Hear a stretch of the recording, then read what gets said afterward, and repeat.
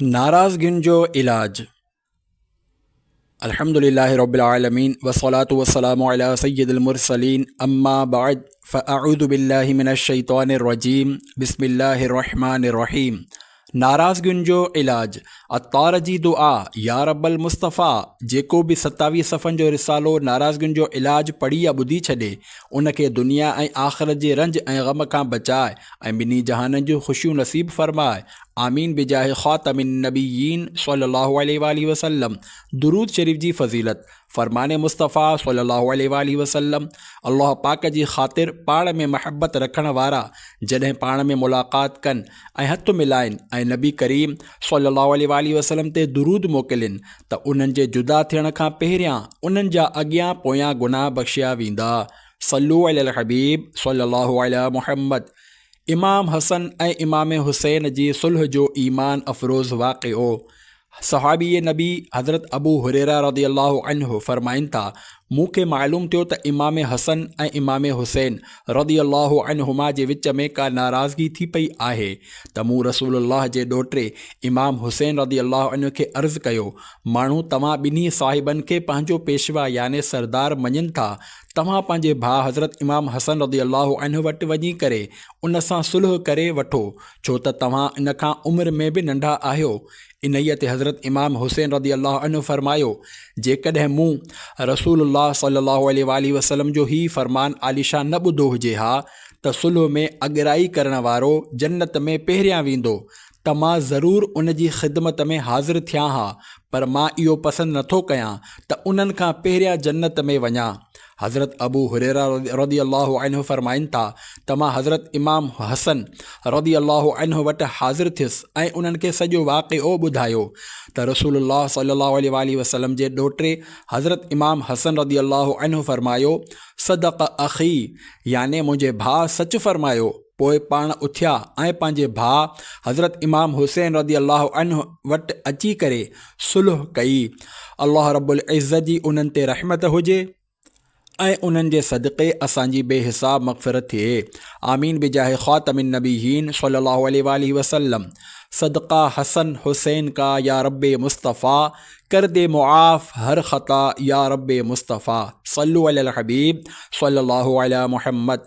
जन्नत ॾांहुं अॻिराई करण जो नुस्ख़ो। ए आशिक़ाने सहाबा ऐं अहले बैत, हिन ईमान अफ़रोज़ वाक़िए मां दर्स मिलियो त जेकॾहिं कंहिं सां नाराज़गी थी बि वञे त असांखे दिलि मज़बूत झले सुलह करण लाइ पहिरियां अॻिते वधणु घुरिजे। मुंहिंजे आका आला हज़रत इमाम अहमद रज़ा ख़ान रहमतुल्लाह अलैहि हिकु भेरे पाण में नाराज़ ॿिनि भाइरनि खे पाण में सुलह करण जी तरग़ीब ॾींदे फ़रमायो, तव्हां ॿिन्ही मां जेको मिलणु याने सुलह करण में अॻिराई कंदो उहो जन्नत ॾांहुं अॻिराई कंदो।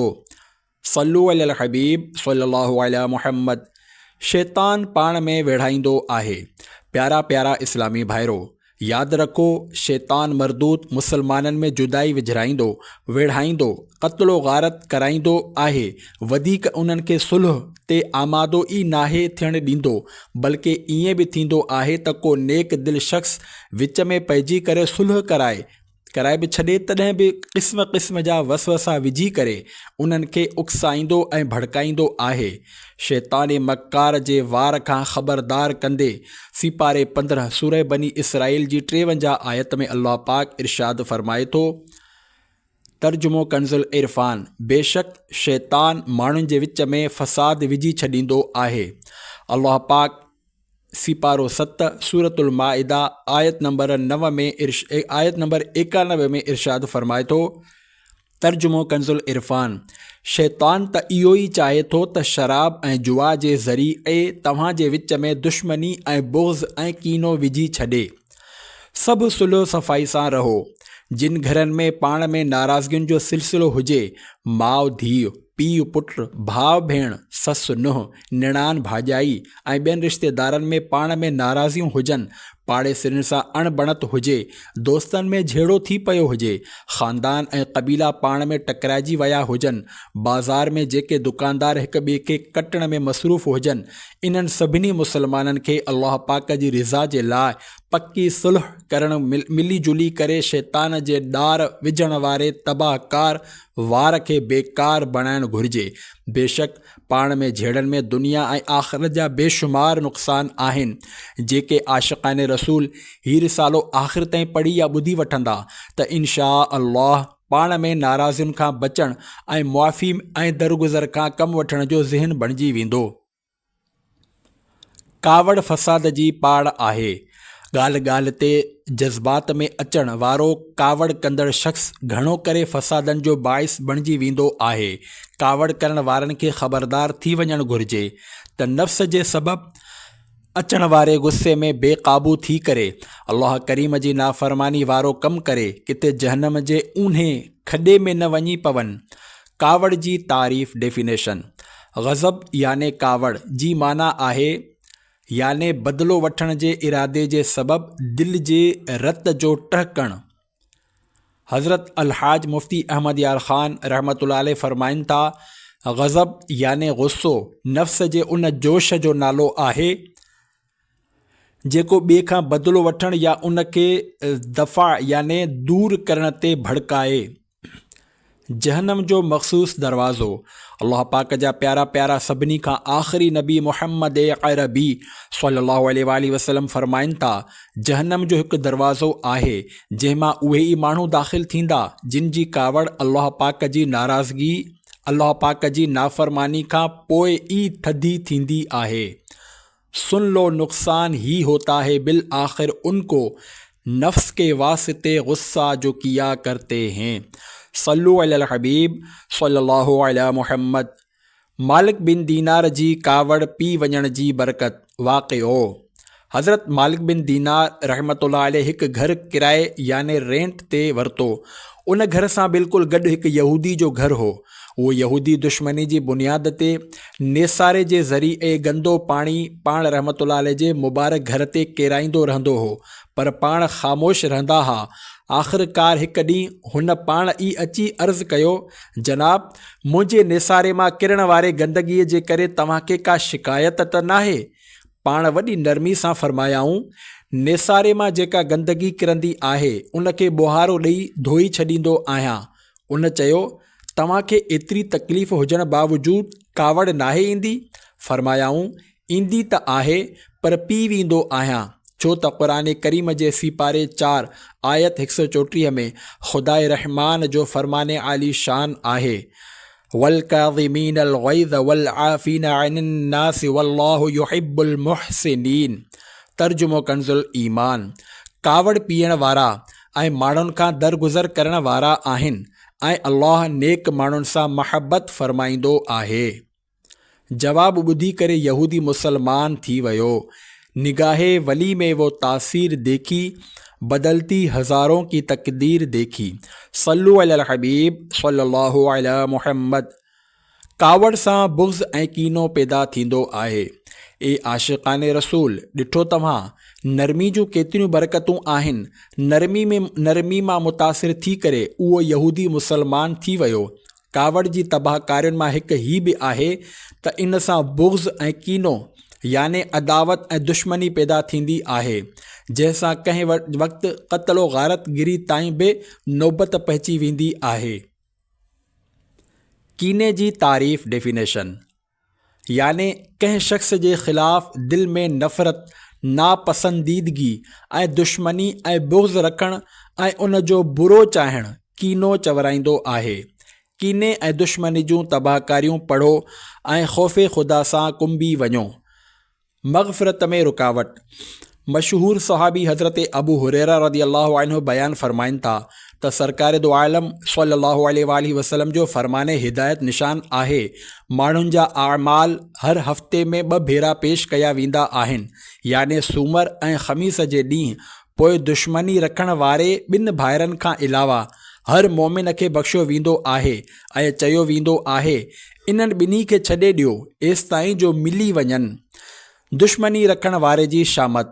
सहाबी नबी हज़रत मुआज़ बिन जबल रज़ियल्लाहु अन्हु खां रिवायत आहे, नबियुनि जे सरदार मक्की मदनी सरकार सल्लल्लाहु अलैहि वसल्लम जो फ़रमाने इबरत निशान आहे, शाबान जी 15 जी राति अल्लाह पाक बाननि खे रहमत जी नज़र सां ॾिसंदो आहे ऐं सभिनी खे बख़्शे छॾींदो आहे, पर मुशरिक ऐं दुश्मनी रखण वारो नाहे बख़्शियो वेंदो। बग़ैर शरई वजह जे क़तई ताल्लुक़ गुनाह आहे। प्यारा प्यारा इस्लामी भाइरो, यादि रखो, शरीअत जे हुक्म खां बग़ैर सिर्फ़ ज़ाती नाराज़ी जे सबबि मुसलमाननि जो हिक ॿिए सां ताल्लुकात ख़तम करे छॾणु गुनाह ऐं हराम ऐं जहन्नम में वठी वञण वारो कमु आहे। जेतोणीकि आला हज़रत इमाम अहमद रज़ा ख़ान रहमतुल्लाह अलैह फ़रमाइनि था, मुसलमान सां बग़ैर शरई सबब जे कीनो ऐं बुग़्ज़ रखणु हराम आहे ऐं बग़ैर मसलहत शरइया जे 3 ॾींहं खां वधीक सलाम ऐं कलाम याने सलाम ऐं ॻाल्हि ॿोल छॾे ॾियण बि हराम आहे। हज़रत अबू हुरैरा रज़ी अल्लाहु अन्हु खां रिवायत आहे त अल्लाह करीम जे प्यारे नबी मक्की मदनी सल्लल्लाहु अलैहि वसल्लम जो फ़रमाने इबरत निशान आहे, कंहिं मुसलमान जे लाइ जाइज़ नाहे त पंहिंजे भाउ खे 3 ॾींहंनि खां वधीक छॾे, जंहिं 3 ॾींहंनि खां वधीक छॾियो ऐं मरी वियो त जहन्नम में दाख़िल थियो। 3 क़िस्मनि जा माण्हू। सहाबी इब्न सहाबी हज़रत अब्दुल्ला इब्न अब्बास रज़ी अल्लाहु अन्हुमा फ़रमाइनि था त अल्लाह पाक जे प्यारे नबी सल्लल्लाहु अलैहि वसल्लम इरशाद फ़रमायो, 3 क़िस्मनि जे माण्हुनि जूं नमाज़ूं उन्हनि जे मथे खां हिकु गिरांठ बि मथे नाहिनि चढ़ंदियूं। 1, क़ौम जो उहो इमाम जंहिंखे माण्हू नापसंदि कंदा हुजनि। 2, उहा औरत जंहिं राति इन हालत में गुज़ारी जो मुड़ुसु नाराज़ हुजे। 3, उहे 2 भाउ जेके शरीयत जी इजाज़त खां बग़ैर पाण में नाराज़ हुजनि। ऐब लिकाइण जी फ़ज़ीलत। प्यारा प्यारा इस्लामी भाइरो, यादि रखो, बग़ैर इजाज़त शरई पाण में नाराज़गीअ जो सबबु उमूमन ॿिन्ही तरफ़नि जे अफ़राद जे दरमियान याने पाण में बदगुमानियुनि, ग़ीबतुनि, चुग़लियुनि ऐं तोहमतुनि वग़ैरह जहिड़नि जहन्नम में पहुचाइण वारनि गुनाहनि जो रहंदो आहे। पाण में नाराज़गियुनि जे करे हिक ॿिए जा ऐब ज़ाहिर करण जो गुनाह बि कयो वेंदो आहे। तंहिं करे सख़्त एहतियात जी ज़रूरत आहे। जेकॾहिं कंहिं मुसलमान जो ऐब मालूम थी वञे त उनखे लिकाइणु ज़रूरी आहे। अल्हम्दुलिल्लाह, मुसलमान जे ऐब खे लिकाइण में वॾो सवाबु मिलंदो आहे। जीअं त हज़रत उक़बा बिन आमिर रज़ी अल्लाहु अन्हु खां रिवायत आहे, नबी करीम सल्लल्लाहु अलैहि वसल्लम जिन फ़रमायो, जंहिं कंहिंजो लिकियल ऐब ॾिसी करे उनखे लिकायो त ॼण उन ज़िंदा दफ़न कयल ॿारड़ीअ खे जेरो कयो। ऐब जी वज़ाहत। हज़रत अलहाज मुफ्ती अहमद यार ख़ान रहमतुल्लाह अलैह हिन हदीस पाक जेका वज़ाहत फ़रमाई आहे, इन मां हासिल थींदड़ मदनी गुल पेशे ख़िदमत आहिनि। उहो ऐब जेको कंहिं मुसलमान जे हक़ सां ताल्लुक़ न रखे ऐं हीउ शख़्स उनखे माण्हुनि खां लिकाइणु चाहींदो हुजे। कुझु शारहीन याने हदीसुनि जी शरह करण वारनि आलिमनि फ़रमायो त इन मां मुराद मुसलमान मर्द या औरत जो सतर आहे, याने कंहिंखे उघाड़ो ॾिसे त कपिड़ो पाराए छॾे। थी सघे त ॿई मुराद हुजनि। अहिड़ीअ तरह जो कंहिंजो ऐब ॾिसी करे पाण इन्हीअ खे चई छॾे त ॾिस, आइंदा अहिड़ी हरकत न कजां, न त तुंहिंजो ख़ैरु न हूंदो, ऐं माण्हुनि खां इन जो ऐब लिकाए छॾे त जीअं तबलीग बि थी वञे ऐं मुसलमान जी पर्दापोशी बि। पर जेकॾहिं हीउ शख़्स कंहिंजे क़त्ल या कंहिंखे नुक़सानु पहुचाइण जी ख़ुफ़िया साज़िश करे रहियो आहे त ज़रूरु उन जी इत्तला उन याने जंहिंखे हीउ नुक़सानु पहुचाइणु चाहे थो उनखे ॾेई छॾे त जीअं हू नुक़सान खां बची सघिजे। ऐं जेकॾहिं हीउ शख़्स आदि मुजरिम बणिजी चुको आहे त इन जो ऐलान करे छॾे।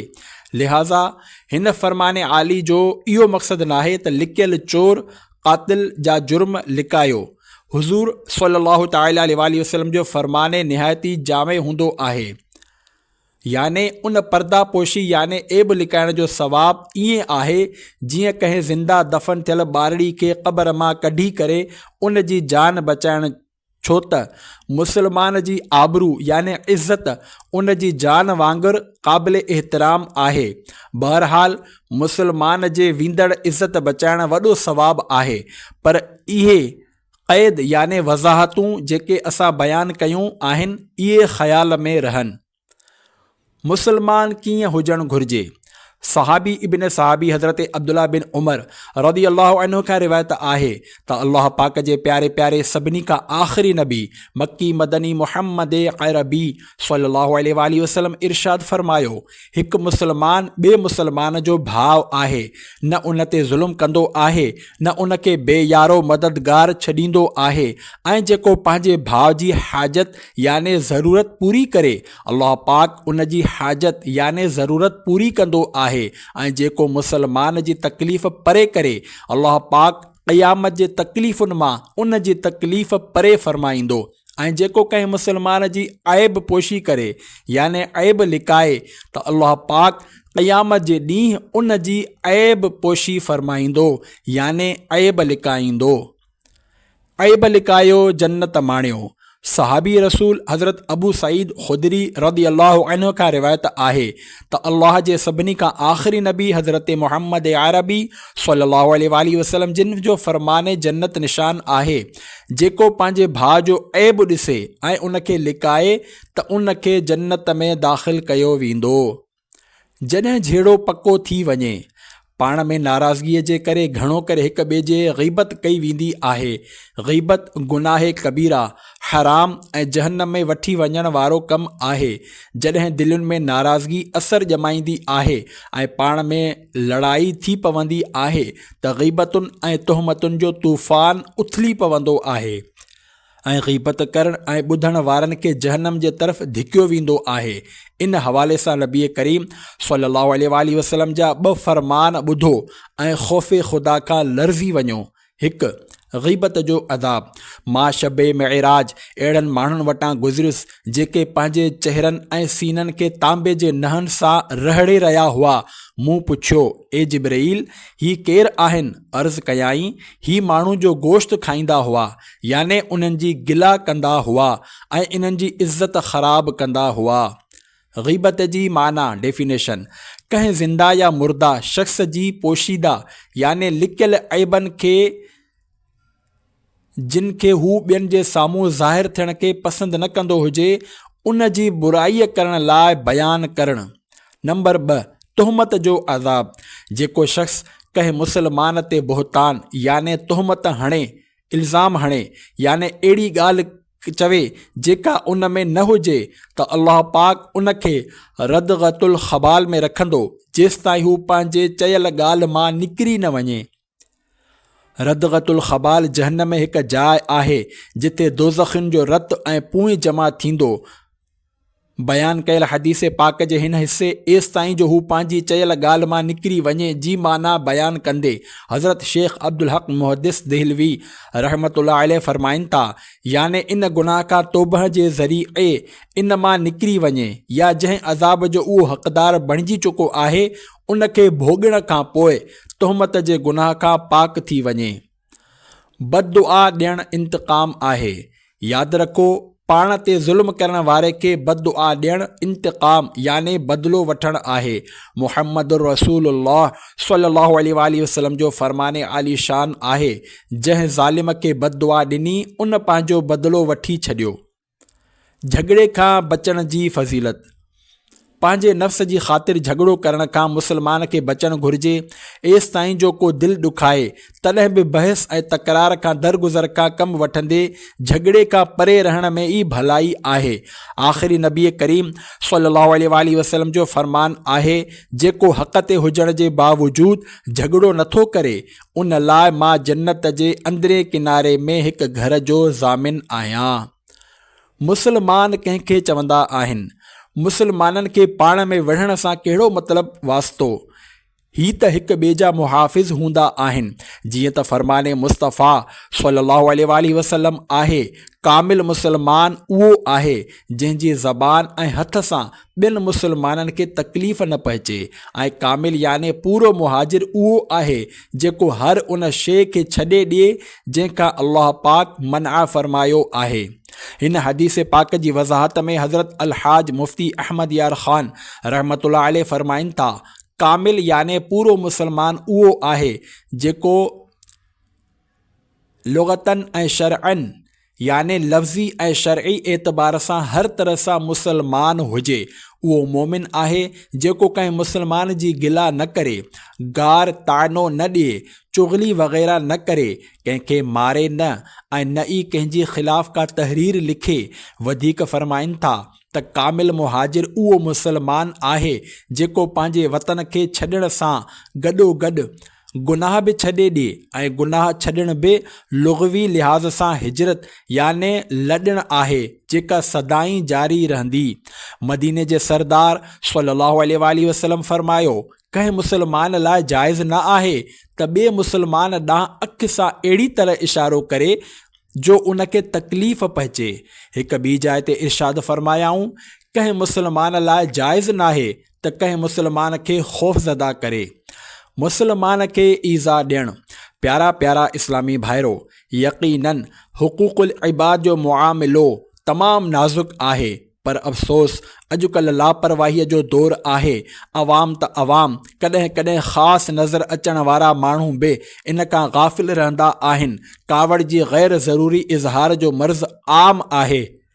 कावड़ जे करे अक्सर ख़वास याने ख़ासि साहिब बि माण्हुनि जे दिलि ॾुखाए वेहंदा आहिनि ऐं उन गुनाह जे तरफ़ बिल्कुलु बि ध्यानु नाहे हूंदो। यकीनन कंहिं मुसलमान जे बग़ैर कंहिं शरई उज़र जे दिलि ॾुखाइण वॾो गुनाह, हराम ऐं जहन्नम जे तरफ़ वठी वञण वारो कमु आहे। ॿिन्ही जहाननि जे सरदार सल्लल्लाहु अलैहि वसल्लम जो फ़रमान इबरत निशान आहे, याने जंहिं बिला शरई इजाज़त कंहिं मुसलमान खे तकलीफ़ ॾिनी उन मूंखे तकलीफ़ ॾिनी ऐं जंहिं मूंखे तकलीफ़ ॾिनी उन अल्लाह खे ईज़ा पहुचायो।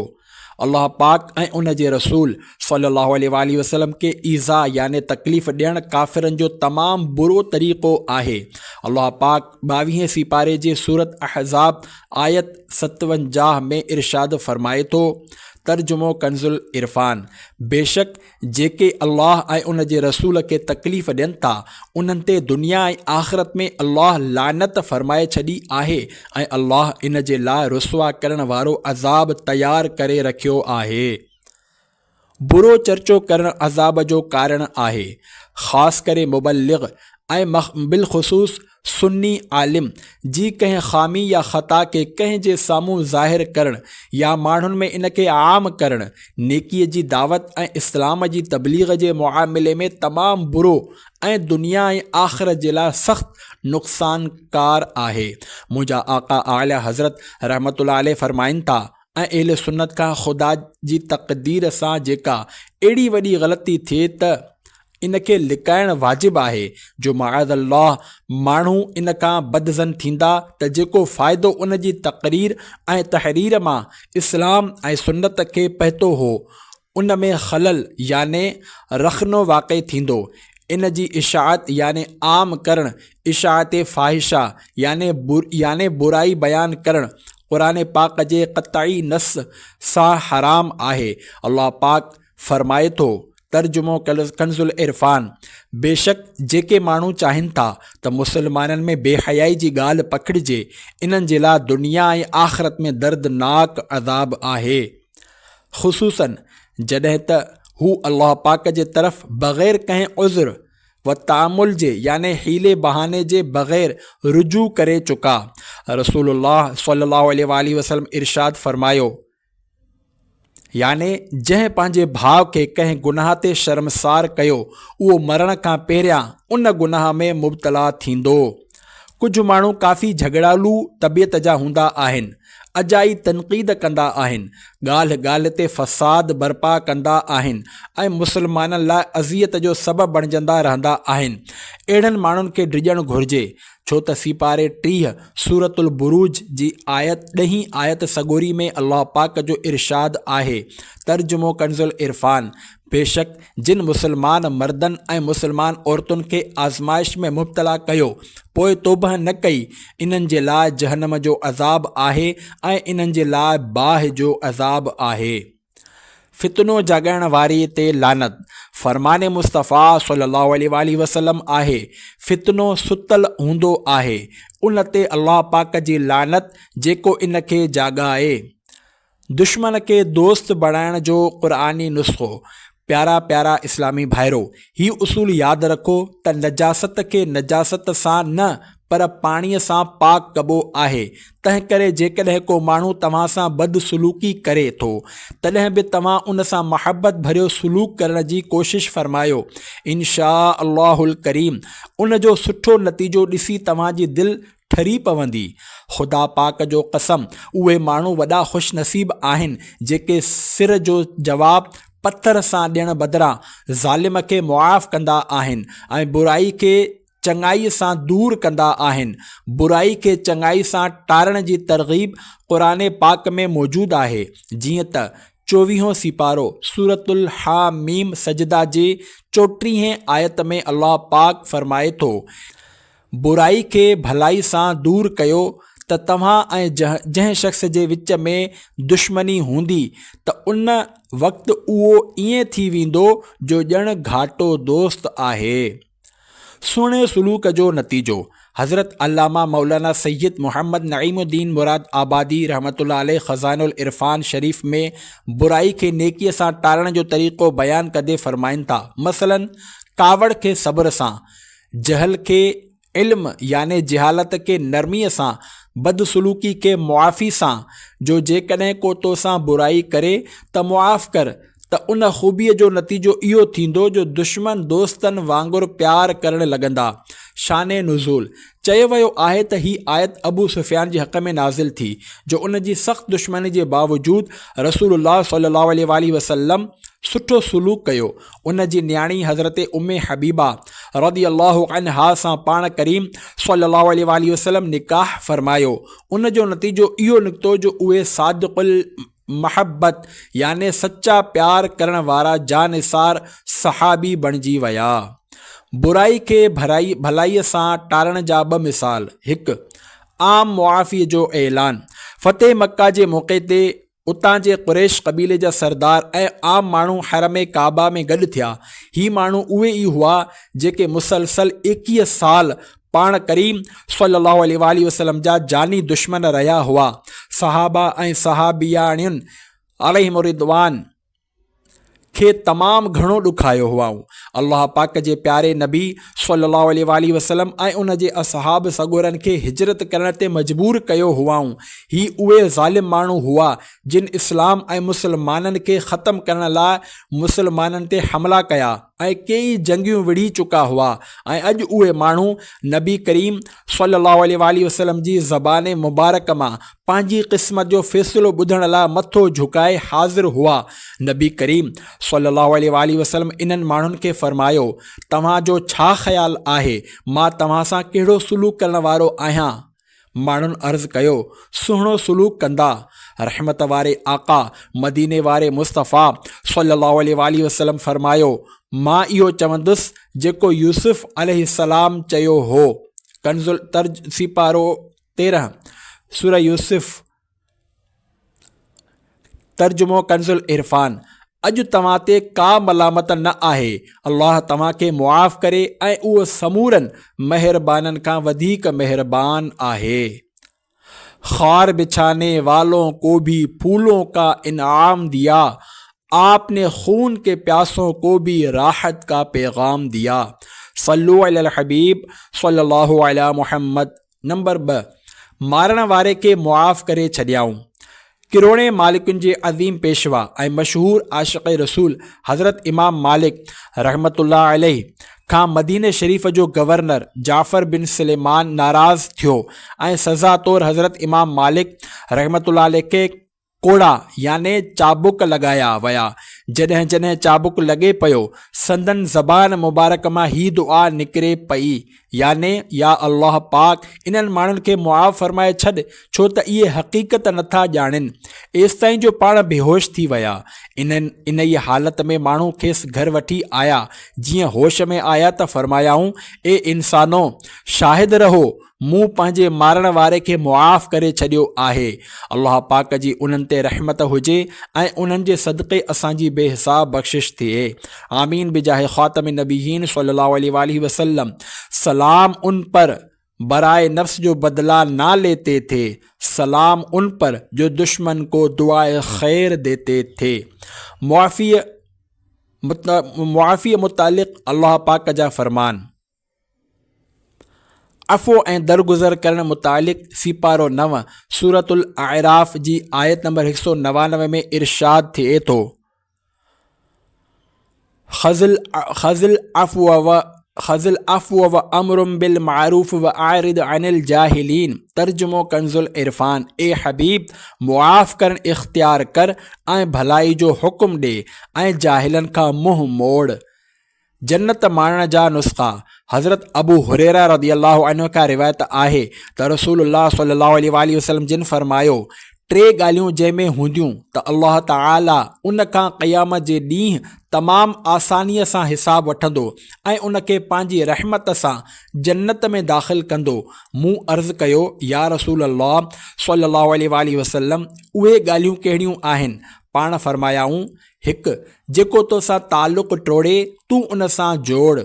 2, जेको तोखे महरूम करे तूं उन खे अता कर। 3, जेको तो ते ज़ुल्म करे उन खे मुआफ़ कर। बहादुरी। हज़रत अबू अब्दुल्ला मुहम्मद बिन अहमद मक़री रहमत रज़ियल्लाहु अन्हु फरमाइनि था, पंहिंजे दुश्मन सां सुहिणो सलूक करणु, नापसंद माण्हूअ ते माल ख़र्च करणु ऐं जेको माण्हू दिलि खे न वणे तंहिंसां सुठा ताल्लुक़ात रखणु बहादुरी आहे। अल्लाह पाक सुलह कराईंदो। अल्लाह जे प्यारे प्यारे सभ खां आख़िरी नबी मक्की मदनी मुहम्मद अरबी सल्लल्लाहु अलैहि वसल्लम जिन इरशाद फरमायो, मुंहिंजी उम्मत मां 2 माण्हू अल्लाह पाक जी बारगाह में गोॾनि भर किरी पवंदा। इन्हनि मां हिकु चवंदो, ए अल्लाह पाक, मूंखे हिन खां इंसाफ़ ॾियार जो हिन मूं ते ज़ुल्म कयो हो। अल्लाह पाक मुद्दई याने दावा कंदड़ खे फरमाईंदो त हाणे ही याने जंहिं ते दावा कई वई आहे इहो छा करे? उन वटि त का बि नेकी बाक़ी न आहे। मज़लूम मुद्दई अर्ज़ु कंदो, मुंहिंजा गुनाह इन जे ज़िम्मे विझो।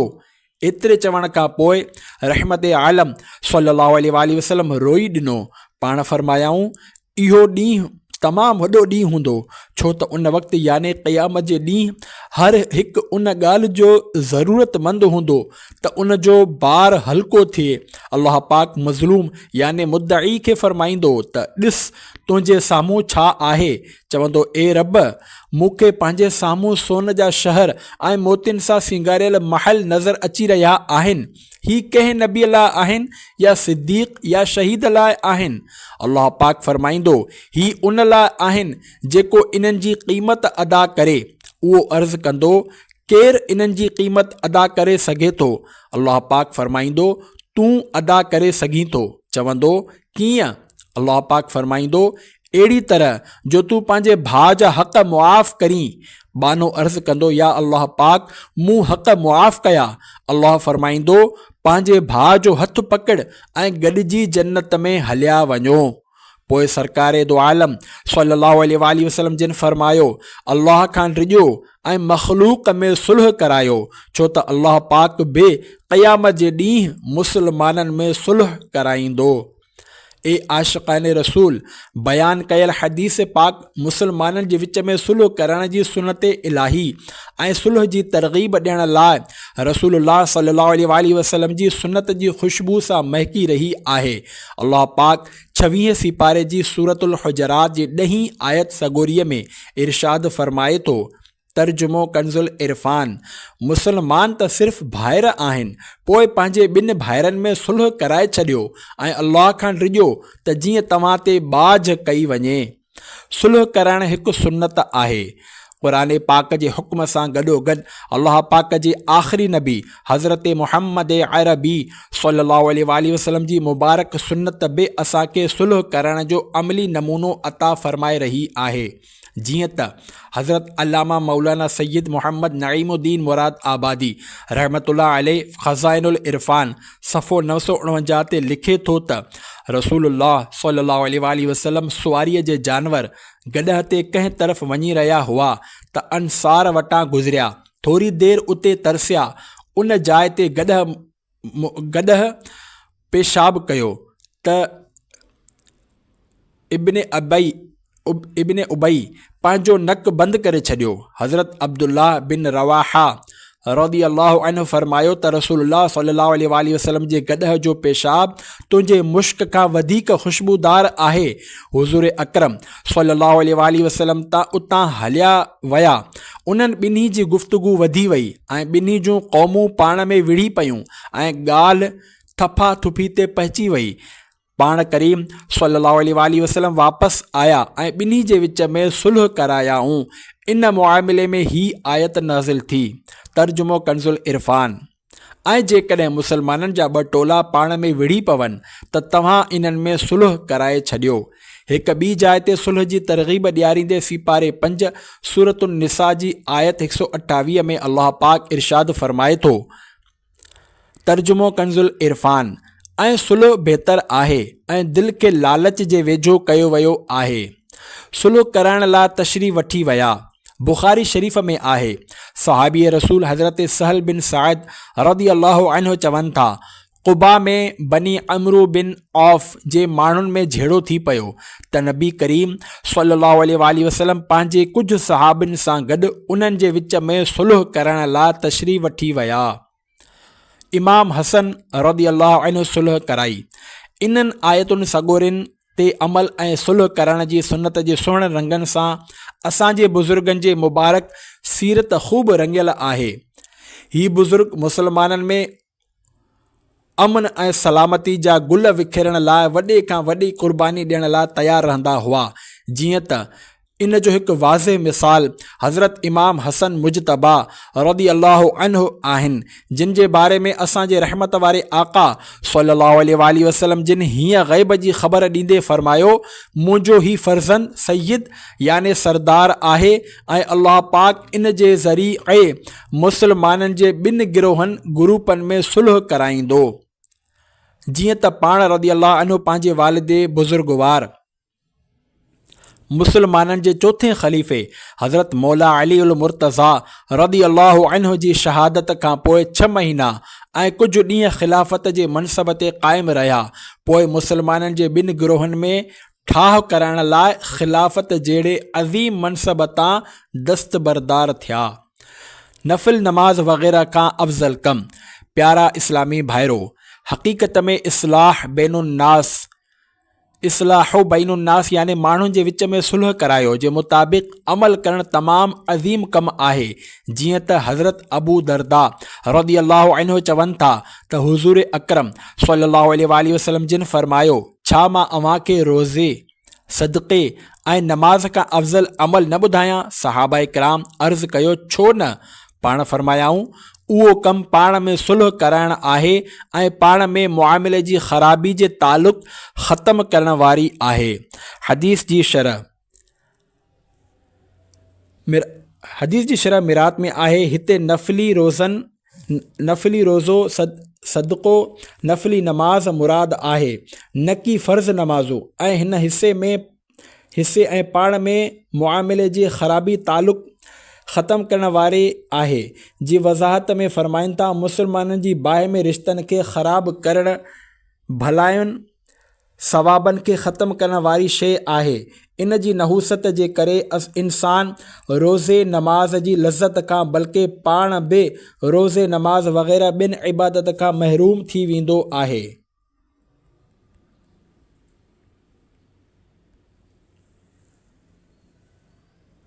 हर लफ़्ज़ जे बदिले में सवाब।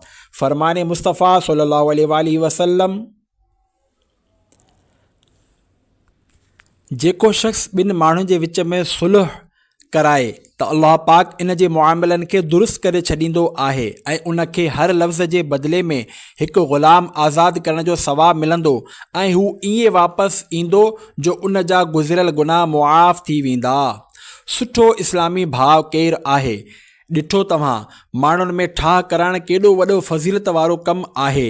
पोइ उहो केॾो न सुठो ऐं भलो इंसानु आहे जेको पंहिंजे नंढनि ते शफ़क़त कंदो ऐं पंहिंजे वॾनि जी इज़त कंदो ऐं सभिनी जो भलो चाहींदो आहे ऐं सभिनी सां ख़ैर ख़्वाही कंदे पंहिंजे साफ़ सुथरे किरदार ऐं नेक गुफ़्तार याने सुठी गुफ़्तगू सां मुसलमाननि जे बाहिमी नाराज़गियुनि खे ख़तमु कराइण ऐं उन्हनि में सुलह करण जी कोशिश कंदो आहे। सुलह में ख़ैर ख़्वाही आहे जे 16 अखरनि जी निस्बत सां 16 नियतूं। ॿ मदनी गुल। हिकु, अमलनि जो दारोमदार नियतुनि ते आहे। ॿ, जेतिरियूं सुठियूं नियतूं हूंदियूं ओतिरो वधीक सवाबु। प्यारा प्यारा इस्लामी भाइरो, जेकॾहिं तव्हां हीउ रिसालो नाराज़गियुनि जो इलाज पूरो पढ़ियो ॿुधो आहे त ग़ालिबन तव्हांजे दिलि में धकु लॻो हूंदो। हिमत कयो ऐं अल्लाह पाक जी रिज़ा लाइ हेठि ॾिनल 16 नियतूं करे, जो फरमाने मुस्तफ़ा सल्लल्लाहु अलैहि वसल्लम आहे, नियतुल मुमिन खैरुम मिन अमलिह, याने मुसलमान जी नियत उन जे अमल खां बहितर आहे। नंबर 1, मां पंहिंजे नाराज़ इस्लामी भाइरनि ऐं रुठल माइटनि सां अॻिते वधी अल्लाह पाक जी रिज़ा जे लाइ ठाह कंदुसि। गुज़िरियल ख़ताउनि ते कंहिंखे शर्मसार न कंदुसि। ॿुधल ॿुधायल ॻाल्हियुनि में अची करे कंहिंसां तालुक़ ख़राब न कंदुसि। बदगुमानियुनि, ऐब कढणु, दिलि ॾुखाइणु, ग़ीबतुनि, चुगलियुनि, इल्ज़ाम तराशियुनि ऐं शुमाततुनि, याने कंहिंजे नुक़सान ते ख़ुशि थियण खां बचंदो रहंदुसि। ग़ीबत ऐं चुगलियुनि ॿुधण खां बचंदुसि। जेतिरो थी सघियो इस्लामी भाइरनि जे विच में सुलह करण जी कोशिशि कंदुसि। जंहिं जंहिं मुंहिंजी दिलि ॾुखाई, अल्लाह जी रिज़ा लाइ उनखे मुआफ़ करियां थो। जेको आइंदा मुंहिंजी दिलि ॾुखाए, मां अॻुवाट उनखे पंहिंजो हक़ मुआफ़ करियां थो। यादि रहे त अॻुवाट मुआफ़ करण वारे मुसलमान जी बग़ैर शरई इजाज़त दिलि ॾुखाइण वारो अल्लाह पाक जी नाफ़रमानीअ जी मुसीबत में गिरफ़्तार थींदो। जेको बि मूंसां बुराई कंदो, क़ुरानी हुक्म ते अमल कंदे सां चङाई करण जी कोशिशि कंदुसि। हीउ रिसालो नाराज़गियुनि जो इलाज घटि में घटि 12 जी तादाद में तक़सीम कंदुसि। ख़ासि तौरु पंहिंजे माइटनि ऐं उन्हनि मुसलमाननि ताईं पहुचायो जिन जूं पाण में नाराज़गियूं आहिनि। या अल्लाह पाक असां सभिनी खे प्यार महबत सां रहण ऐं शरीअत जे दायरे में रहंदे सुलह कराइण जो सवाब हासिल करण जी सआदत हासिल थिए। आमीन बिजाह ख़ातमिन नबिय्यीन सल्लल्लाहु अलैहि वसल्लम। सल्लु अलल हबीब सल्लल्लाहु अला मुहम्मद व आलिही व अस्हाबिही व बारक वसल्लम।